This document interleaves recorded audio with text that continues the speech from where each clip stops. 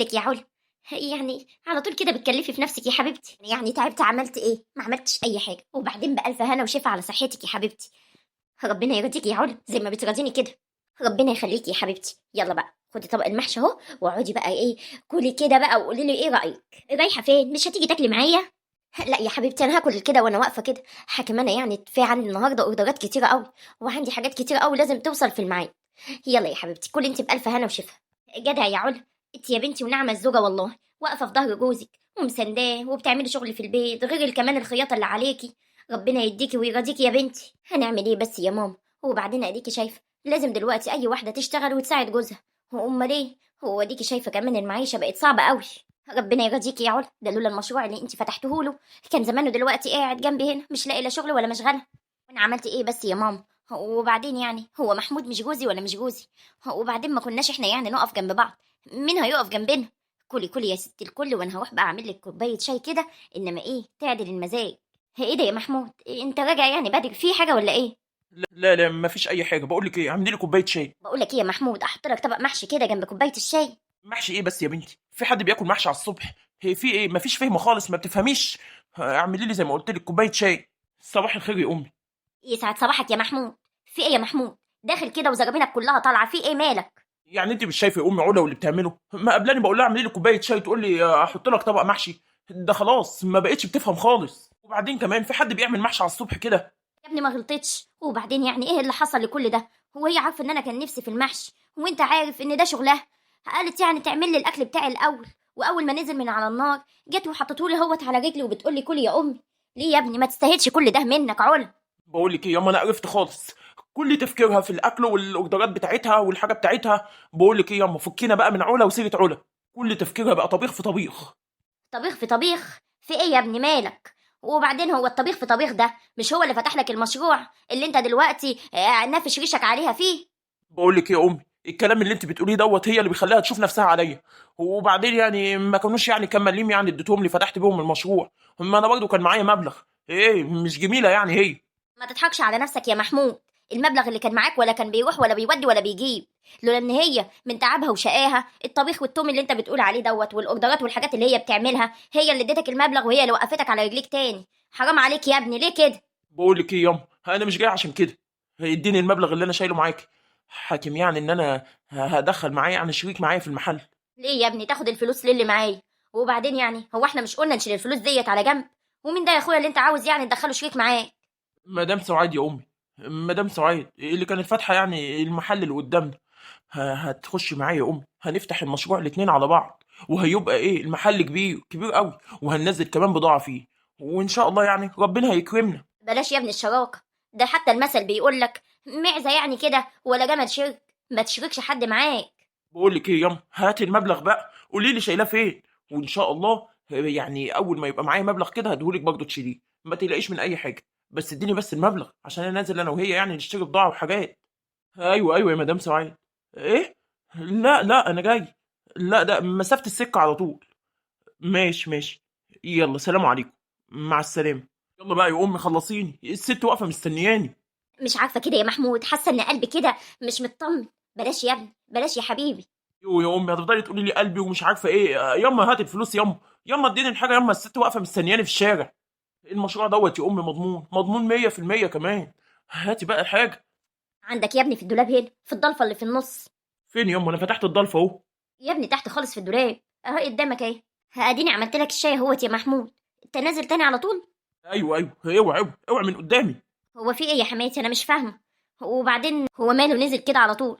ما تاخديش في بالك يا بنتي، حاكم ما هو يعني مستعجل. مستعجل؟ مستعجل على ايه؟ وبعدين بدل هو مستعجل خلاني يعني اتعطل ليه واقف اعمل له الشاي؟ خلاص بقى يا بنتي ما تاخديش في بالك، الله يسهله. ما اعرفش بيقول هيعمل شراكه مع مدام سعاد اللي كانت فاتحه المحل قدامه، ولا ما اعرفش جنبه. مدام سعاد؟ اه. بس يعني يا امي يعني ليه الشراكه؟ المحل الحمد لله كويس، يبقى ليه بقى يدخل شريك ليه؟ هنعمل ايه يا بنتي؟ يلا ربنا يسهل له بقى. روحي انت شوفي وراكي ايه. خلاص ماشي يا ماما. بقول لك ايه، انا بدل كده كده عملت الشاي، انا كده كده كنت هعمل لك كمان شويه. اشربي انت بقى كوبايه الشاي دي، وانا هروح بقى اشوف اللي ورايا. خلاص ماشي يا بنتي، ربنا يديك السعد والهنا يا رب يا علا. يا رب ما تحرم منك ابدا يا حماتي. ليه الشراكه بس يا محمود؟ مش عارفه يا ابني، قلبي مش مطمن ابدا للست اللي اسمها سعاد دي، من ساعه ما انت قلت اسمها وانا قلبي اتقبض. الو. ايوه يا مدام منى. بقول لك ايه، اعمل لك دكر بط واحد ولا دكرين؟ والمحشي عايزاه محشي ورق عنب ولا بتنجان؟ انا كاتبه الطلبات كلها يا مدام سعاد، وبعتها لك كمان على التليفون بتاعك. اه والله فعلا نسيت. خلاص ماشي يا مدام منى، الحاجه ان شاء الله هتبقى جاهزه في الميعاد. حضرتك هتبعتي حد ياخدها ولا انا اجيبها لحضرتك؟ لا مفيش اي حد هنا. من فضلك اما تخلصي ببعتها لي. خلاص ماشي يا مدام منى. السلام عليكم. لا ما تقلقيش، الحاجه ان شاء الله هتبقى في الميعاد. هو انت يعني اول مره تتعاملي معانا؟ هو انا ايه اللي بيحصل؟ انا اول مره انسى كده. يوه، ربنا يهديك بقى يا محمود، قلبتلي دماغي. ايه يا علا مالك واقفه ليه كده؟ انت جيتي يا الهام؟ مفيش، بالي مشغول شويه. تعالي بقى نخلص الحاجات اللي ورانا. وكمان عايزه كمان اخوكي يجي برضه يودي لي الاوردرات دي. انا النهارده مزنوق قوي، وعندي كمان طلبيات قد كده. وماله يعني يا علا، احنا اول مره يعني يطلب مننا طلبيات كتيره كده، ان شاء الله هنلحق نخلصهم. ولو كان يعني على كرم اخوكي هيجي، انا قلت له يجي يعني علشان ياخد الاوردرات ويفرقها. خلاص ماشي.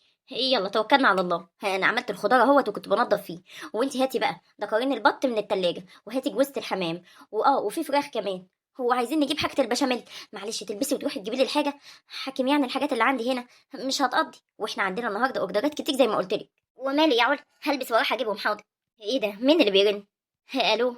مين معايا؟ ثانية واحدة يا الهام، خليكي معايا. الو.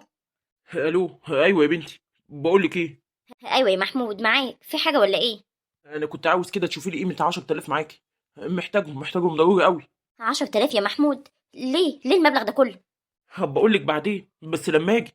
بقول لك ايه تطلعي دلوقتي وتجهزهم لي وتبعتهم لي. انا بقول لك مش معايا الفلوس دي دلوقتي. كل اللي معايا دلوقتي هما ال2000 جنيه، وانا مش قادره يعني لسه هروح اسحب. بقول لك اتصرفي، انا محتاج فلوس. بقول لك لا تجيبي الحاجه واسحب انا الفلوس، لا تنزلي بقى تصرفي لي في اي حاجه. تصرفي لي بقى في خيط، في حلق، في اي حاجه. لان انا يعني مزنوق ولازم اخدهم دلوقتي. يا بنتي في بضاعه يعني جايه لي وكده، ولازم ادفع ثمنها. عليا انا برضه يا محمود، بضاعه ايه اللي جايالك؟ وبعدين خد هنا، انت ما قلتليش ليه اصلا ان انت هتخش شريك مع مدام سعيد؟ ودي حاجه تخصك يعني؟ هي المحل محل وانا حر. بقول لك جهزي لي الفلوس انا جاي اخدها. اقفلي بلا وجع دماغ. محمود قفل السكه. يلا يا بنتي، واقفه ليه؟ مش هتروحي تجيبي الحاجه؟ ما انا واقفه يا اختي، واقفه علشان اتفرج على الدراما. بقول لك ايه اللي انت بتعمليه ده؟ وشراكه ايه؟ ومدام سعاد مين؟ مش ده محمود جوزك اللي كنت بتكلميه؟ ايوه يا بنتي، محمود جوزي. هيكون مين يعني؟ عاوز يشارك واحده قصاده كده، يعني جوزها لسه متوفي الشهر ولا من شهرين معرفش، بس يعني فاتحه نفس المشروع يعني اللي محمود فاتحه. ويعني لسه دلوقتي حماتي بتقولي ان هو عاوز يشاركها. وازاي يعني يشاركها من غير ما يقولك؟ هو انت ناسيه ان المحل دوت انت اللي فاتحه له؟ يعني المحل دوت بتاعك، وازاي بقى يروح يشاركها اصلا؟ ما هو اللي انت مش تعرفيه ان انا يعني كاتباه باسمه. ما فيش فرق يعني بيني وبين جوزي. وبعدين يعني اكيد ما جاتش فرصه، يعني ما جاتش فرصه ان هو يقول لي ان هو هيشاركها. ما جاتش فرصه؟ والله ده انت غلبانه قوي يا علا. انت ازاي كده؟ وازاي كمان تكتبي المحل باسمه؟ انت عارفه المحل دلوقتي دوت يعمل قد ايه؟ وبعدين اهو ركنك على الرف، ولا بيقولك ولا بيعدلك. لكن دلوقتي لو المحل لسه باسمك والحاجه اللي فيه ديت باسمك، كان زمانه دلوقتي رجعلك لو هو عاوز يعمل شراكه مع اي حد. انت غلبانه قوي يا علا. يا بنتي ما هو كان زعلان لما انا جيت اقول له يعني يعمل العقد باسمي. ساعتها زعل وقال لي يعني انه ما ينفعش وكده، وان انا يعني ابقى شغال في حاجه مراتي وكده. وبعدين يعني هو محمود يعني هيغشني ولا هيغشني؟ يلا يا بنتي يلا، خلينا نشوف الحاجات اللي ورانا. يا سلام، من كل عقلك تروحي بقى انت تديله تعبك وشقاكي؟ حرام عليكي يا علا. يا علا ده انت بقالك اكتر من 12 سنه يا علا في الموضوع ده يا علا، وتاخدي وتديله وتاخدي وتديله، ويوم قاعد ويوم لا. بقول لك ايه، اللي انت بتعمليه دوت هتضيعي نفسك، حرام عليكي. ده كله ولسه كمان ما عندكيش لا عيل ولا تايل، واللي يزيد وغطى كمان يقول لك لا احنا مش عايزين اطفال دلوقتي. بقول لك ايه، انا طول عمري وانا شاكه في اللي اسمه محمود ده. ازاي تقولي كده على جوز اختك؟ وبعدين ما تنسيش ان محمود مثابه يعني اخوك الكبير. انا الصراحه مش عارفه ايه الحب كل دوت اللي انت بتحبه له. يا ريته يعني بيحبك قد ما انت بتحبيه كده يا علا. بقول لك ايه، انا عارفه انا بعمل ايه، وانا واثقه في محمود عمره ما يخوني ولا عمره يغدر بيا. وبعدين لو كان على الخلفه، انا ناوي يعني ان فاتح محمود واقول له كفايه كده. والحمد لله يعني معيشتنا اتظبطت قوي عن الاول، وان احنا دلوقتي نقدر نخلف يعني. ابقى قابليني يا اختي، هو العمر هيسمح لك ان انت تخلفي؟ تعرفي ليه بقى يا ست الهام؟ مش هيرضى، وبقابليني ومش هيرضى يخليكي تخلفي. لو كان عاوزك تخلفي كان خلاكي تخلفي من زمان، لكن هو ناوي يغدر بيكي انا حاسه صدقيني، محمود جوزك ده انا مش بستريح له. طب انا هثبت لك بقى يا ست الهام ان كلامك وظنك ده كله غلط، وان ملوش اي لازمه اصلا. يلا يلا خلينا نخلص الحاجه اللي ورانا. محمود مش بيحبني قال ومش هيخليني اخلف. يا عيني عليك يا علا يا اختي، طيبه طيبه بزياده عن اللزوم، وبيستغل طيبتك ديت. يلا بقى، انا حذرتك وانتي حره. معقول معقول الكلام اللي قالته لي الهام ده؟ يعني هو مش عاوز يخلف مني علشان هو مش بيحبني؟ هو مش عاوزني؟ لا لا، اكيد الهام ما تعرفش. انا عمري ما اتخدع في محمود. هو انا يعني 10 سنه؟ ده بقالنا اكتر من 12 سنه مع بعض. وبعدين انا وقفت جنبه كتير كتير قوي، ما افتكرش ان ممكن يغدر بيا. هي اكيد الهام بتقول كده عشان طول عمرها ما بتحبش محمود. في ايه يا بنتي؟ مش انا قلت لك هاتي الفلوس وانزلي لي تحت قدام الباب؟ لازم تطلعيني. الفلوس هيت يا محمود. بقول لك ايه يا محمود؟ لا اقول لك ولا تقولي لي الفلوس مظبوطه. ايوه يا محمود مظبوطه. بقول لك ايه؟ بعدين عشان انا مستعجل. بقول لك ايه، حاجه ضروريه ومش هينفع ان هي تستنى. خلصي يا بنتي خلصي، هو ورايا حاجات مهمه. بقول لك ايه، هي الشراكه اللي انت هتخش فيها يعني ديت مع مدام سعيد تتكتب باسمي وباسمك. نعم يا اختي، تتكتب باسمي وباسمك؟ بتاع ايه بقى؟ هو ايه اللي بتاع ايه؟ انت ناسي ان المحل دوت انا وانت يعني الشركة فيه. انا برأس المال وانت بالمجهود. ده مين بقى اللي مفهمك الكلام ده؟ يعني ايه يعني بتاعي وبتاعك؟ بقول لك ايه، المحل مكتوب باسمي والبضاعه اللي فيه باسمي. وبعدين شيلي بقى الفكره ديت من دماغك، اللي كل شويه تقول لي اصلا انا فتحته لك، انا اللي فتحته لك. في ايه يعني؟ وبعدين ما تنسيش ان انا كان معايا مبلغ، مش المبلغ بتاعك بس يا حبيبتي هو اللي فتح لي المشروع. يعني ايه يا محمود؟ يعني انا مش شريكتك؟ هي المحل دوت بذمتك ودينك يا اخي، مش انا اللي دافعه لك ثمنه؟ ويعتبر البضاعة اللي فيه كلها انا اللي دافعه لك ثمنه.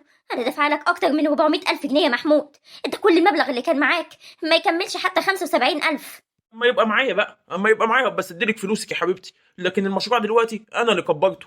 ها؟ والفلوسك ديت الدين في رقبتي، بديهم لك. وبعدين مش عايزك تفتحي الموضوع ده تاني، لو عاوزانا يعني نكمل مع بعض. معقول معقول الهام اختي كان عندها حق؟ ده فعلا بني ادم ناوي على الغدر. طب انا هعمل ايه؟ انا فلوسي دلوقتي هو خدها، تعب وشقاية خده. ده من اولها وبيقول لي كده. امال لو قلت له اخلف بقى هيقول لي ايه؟ لا حول ولا قوه الا بالله. انا حاسه ان انا تايهه، مش عارفه اعمل ايه واثبت حقي ازاي. صباح الخير يا ست الكل. صباح الخير يا محمود. مالك يا ابني؟ فيك ايه؟ وبعدين متشيك الشياكه دي كلها، اكيد مش نازل على المحل. ايوه يا امي، انا مش نازل على المحل، مدام سعاد يعني واختها بتتجوز وكده، ويعني رايح اقف معاهم. رايح يا اخويا عند اهل سعاد؟ ويعني هي سعاد دي كانت من بقيه اهالينا؟ وبعدين يا اخويا من امتى وانت بتحضر افراح؟ اما مراتك كانت بتقول لك تعالى معايا هنا ولا تعالى معايا هنا كنت تقول لها حلينا انا من الموضوع ده، ما بحضرش افراح. مالك ايه اللي شقلب حالك كده يا محمود يا ابني؟ في ايه يا ماما مالك؟ وبعدين هو انت هتجيبي سعاد لعلا؟ في ايه يا ماما مالك؟ وبعدين يعني بيني وبينك كده يا امي، انا يعني وسعاد هنتجوز، بس وطي حسك ها. ايه يا ابني؟ هتتجوز؟ ليه يا ابني؟ هي مراتك يعني قصرت معاك في ايه؟ ده انت لو لفيت الدنيا كلها مش هتلاقي ضفر علا. ليه يا ابني تعمل فيها كده؟ ليه؟ ده الست اديتك اللي وراها واللي قدامها، ده حتى كتبت لك كل حاجه باسمك. ليه يا ابني كده؟ ليه تغدر بيها كده يا ابني؟ نفسي افهم بس، انا اللي ابنك ولا هي؟ وبعدين سعاد معاها محل كبير قوي، انا وهي يعني هخليها برضه تكتب لي المحل باسمي وبعد كده كمان المشروع هيكبر قوي يا امي. وبعدين بقى انا ما ضربتش عقلي على ايديها، انا قلت لها اكتبي لي المحل باسمي، وهي بقى ساذجه كتبته لي. ولما يبقى معايا فلوس بقى حل لي بقى ان شاء الله بديها فلوسها. بقى بتسمي وقفة علا جنبك وحبها ليك سذاجة؟ يعني كل عيبها ان هي وسكت فيك. ليه يا ابني كده؟ حرام عليك. ده مستحملة الغلب والشقة وتقول لك خد يا محمود، اعمل يا محمود. ده كله عشان توسع علينا بعد كده ولما يبقى في عيال يا محمود. ليه يا ابني كده؟ ليه؟ ليه يا ابني تبقى فيك صنفية الغدر دي؟ عمري ما تخيلتها منك ابدا يا ابني. بقول لك ايه يا ام، انا ماليش دعوه بقى، هي كتبت ما كتبتش، ادتني مش ادتني، هي حر، هي اللي عملت كده في نفسها. وبعدين انا يوم ما اجي اخلف من واحده زي سعاد، جوزها سايب لها يا ام شيء وشويات. هي دي فعلا الام اللي انا اتمناها لاولادي. مش تقولي لي علا مين وبتاع مين. بقول لك ايه يا ام، انا ماشي، وانت بقى انت حره، عايزه تقولي لها قولي لها، مش عايزه هي انت حره برضه. بس انا يعني كنت مخبي عليها شويه. ايه يا حبيبي مش عاوز تقول لها ليه؟ خايف على مشاعرها ولا مستني تنهب فلوسها اكتر ما انت نهبتها؟ والله بقى يا امي بثبته، كل حاجه مكتوبه باسمي.